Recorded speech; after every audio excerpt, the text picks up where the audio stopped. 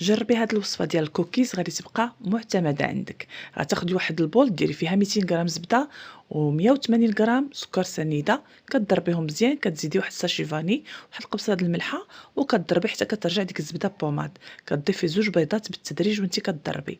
ضيفي تقريبا 4 غرام تاع خماره الحلوى، واحد المعلقه صغيره بيكربونات، وتقريبا 314 غرام تاع الدقيق الابيض، وكديري 130 غرام لوز محمر ومهرمش هكا كبار، يعني قطعه كبيره، و130 غرام تاع شوكولا مقطعه ولا دوك لي بيبيت دو شوكولا.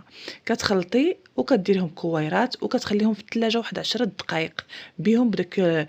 ديريهم هكا في شي طبسيل ولا كيقبضوا راسهم هكا، وكتدخليهم الفران تشعلي تحتهم، ما يفوتوش 15 دقيقه في الفران. كتشوفيهم تحمروا من الاسفل وكتشعليهم من الفوق. قبل ما تدخليهم كتزينيهم هكا من الفوق، ديري فيهم دي شوكولات ولا ديري فيهم شي مكسرات وكتدخليهم، كيجيو على هذا الشكل، كيجيو رائعين.